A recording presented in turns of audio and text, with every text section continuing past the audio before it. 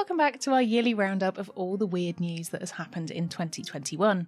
If you're new around here and you've missed the past 5 episodes which featured all the weird news from the first quarter of 2021, then make sure you head back and watch those after this one because they're chock full of strangeness which I think you might just be interested in learning about.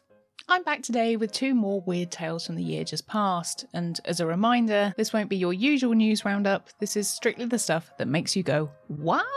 I swear that's getting more dramatic every time I do it, isn't it? As quite frankly, politics, the global panny-d, and the general destruction of the planet are not the kind of energy we want to be knowingly dragging into the new year.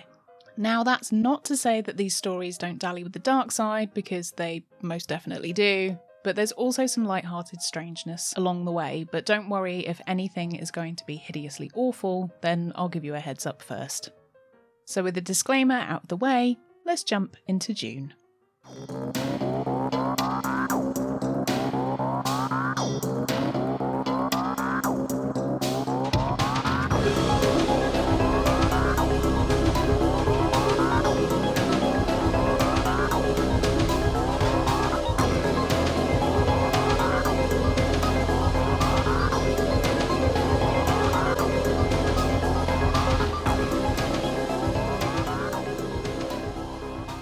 But just before we get started, if you are new here, then hi, my name's Nikki and I make podcasts and videos about all sorts of weird stuff. So if you're into that, which I have a sneaking suspicion you might be because the algorithm has dragged you here, then please hit subscribe so we can hang out together again. And if you're not new here, then welcome back, old fiend. Nice to see you again.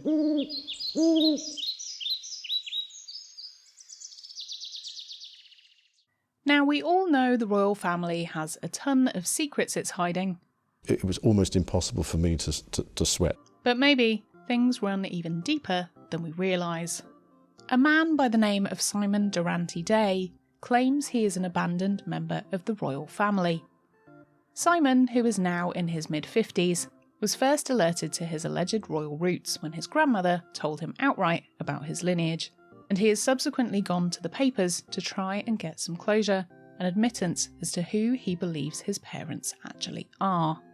Simon, who was born in Gosport in Portsmouth on the south coast of the UK, was adopted at just 8 months of age to Karen and David Day. Karen's parents worked for the royal household for the Queen, and his grandmother, Winifred, told him on numerous occasions who his birth parents were, Prince Charles and his girlfriend, Camilla Shand. Due to a number of very messy reasons that we don't have enough time to get into here, if Camilla had allegedly got pregnant by Charles out of wedlock, this would have been incredibly scandalous and the monarchy would have been in tatters. Basically, long story short, Camilla was frowned upon and shunned from the royal family as she wasn't a virgin and therefore not pure enough to marry into the family. However, I believe this may have been overlooked had Charles pulled his finger out and popped the question, but the two were very young at the time, and what with divorce not really being an option in the royal family, it was better off that they waited.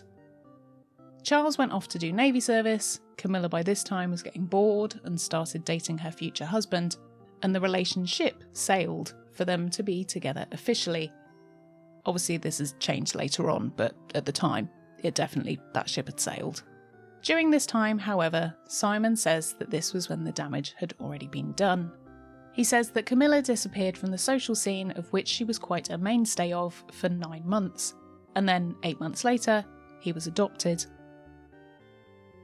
Simon has consulted with the local historian in Portsmouth who says the hospital stated on his birth certificate didn't even have a maternity ward, and both names of his birth parents are apparently entirely fictitious people that he's never been able to track down. Simon was told by his grandparents that Camilla looked after him for 8 months, but once it was realised she wouldn't be able to keep the child long term due to the shame it would bring upon the royal family, the adoption was arranged throughout the royal household to be given to trusted members of staff. Rather interestingly, the adoptive parents asked that baby Simon, whose middle name is Charles, should remain with his name given to him by his birth parents. Simon has said that Charles and Camilla had a close friend named Simon at the time, and the middle name Charles, well, that's obvious where that would come from. However, given Simon's grandmother's predilection for spilling the beans, it sounds like this might not have been the most sensible of ideas. When he was growing up, Simon says he has memories of going to different houses in Portsmouth and meeting with a woman with blonde hair, who he assumes must have been his alleged mother, Camilla. On further scrutiny of Simon's research and facts, people have tried to pick apart his timelines, but to give him his due, Durante-Day has always been able to back up his claims with dates that coincide. The only thing that is a little bit wishy-washy is about the date of when Camilla and Charles first began hanging out together, as this has been reported as a number of different years, so that's the one thing that might not match up. In which case, that blows the whole accusation wide open, so if Simon could produce some firm evidence for that initial meeting, that would make things a little more believable. Simon, who now lives in Australia with children of his own, has said that his own kids resemble certain members of the royal family, but I'll leave it up to you to decide on that one. To me, it just looks like pictures of people facing in the same direction, but I do have mild face blindness, so I'm the last person to be asking about who looks like who. So what is Simon doing to try and prove his royal lineage? Well, he has been to the family court in Australia to see if it's possible to get Charles and or Camilla to consent to a DNA test, but I can't imagine that will be happening anytime soon. After all, if the royals want to fight the case, if there's any truth in it, they have a lot more money and access to the world's top lawyers. However, I wish Simon all the best in fighting his case, and I hope he can get some closure in whatever form that may take in the future.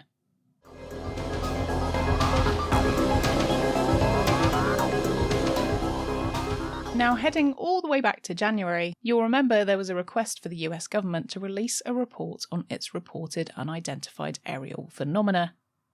In June, the date arrived and the report went live, but many were disappointed by its contents. In the very concise report, which is obviously only the stuff they could share without threatening state secrets, there was no mention of E.T. and his mates.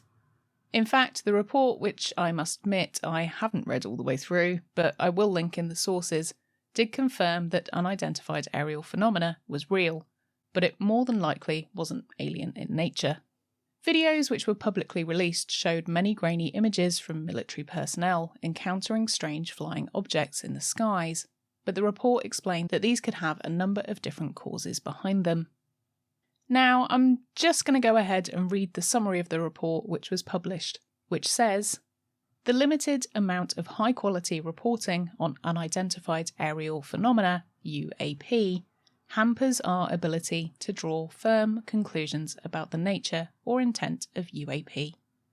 The Unidentified Aerial Phenomena Task Force, UAPTF, considered a range of information on UAP described in US military and IC intelligence community reporting, but because the reporting lacked sufficient specificity, ultimately recognised that a unique, tailored reporting process was required to provide sufficient data for analysis of UAP events.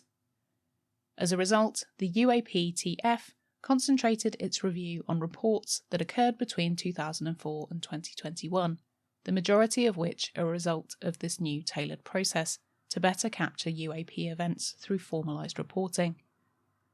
Most of the UAP reported probably do represent physical objects, given that a majority of UAP were registered across multiple sensors to include radar, infrared, electro-optical, weapon seekers, and visual observation. In a limited number of incidents, UAP reportedly appeared to exhibit unusual flight characteristics. These observations could be the result of sensor errors, spoofing, or observer misperception, and require additional rigorous analysis. There are probably multiple types of UAP requiring different explanations based on the range of appearances and behaviours described in the available reporting. Our analysis of the data supports the construct that if and when individual UAP incidents are resolved, they will fall into one of 5 potential explanatory categories: airborne clutter, natural atmospheric phenomena, USG or US industry developmental programs, foreign adversary systems, and a catch-all, other, bin. UAP clearly pose a safety of flight issue and may pose a challenge to US national security. Safety concerns primarily centre on aviators contending with an increasingly cluttered air domain. UAP would also represent a national security challenge if they are foreign adversary collection platforms or provide evidence a potential adversary has developed either a breakthrough or disruptive technology. Consistent consolidation of reports from across the federal government, standardised reporting, increased collection and analysis, and a streamlined process for screening all such reports against a broad range of relevant USG data will allow for a more sophisticated analysis of UAP that is likely to deepen our understanding. Some of these steps are resource intensive and would require additional investment." End quote. So all this says to me is that, yeah, the government knows there is definitely stuff out there. They've got a few ideas, but they're going to work harder on getting some firmer evidence if they can get the funding. So back off, give them like maybe 10 years or so, and they'll get back to you. What do you think about the report? Do you believe there's little green men out there, or do you believe this might be other countries testing hypersonic planes? I'm undecided. I reckon it's 6 to 1 and half a dozen to the other.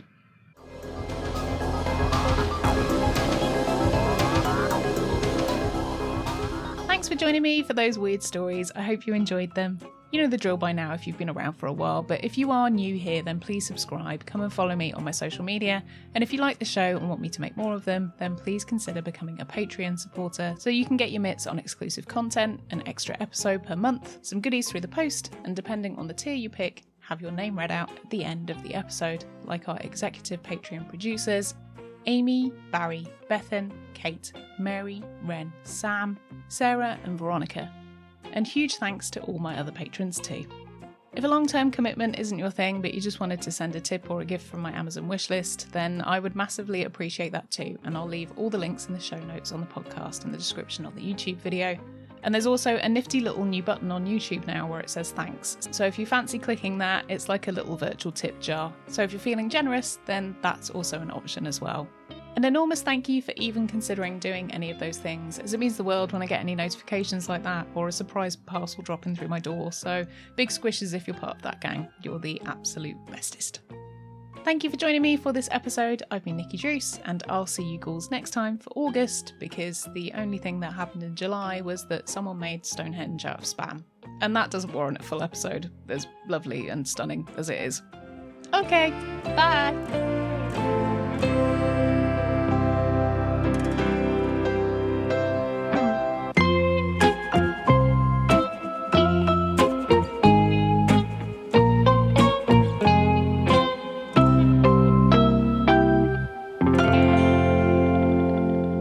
It was almost impossible for me to sweat.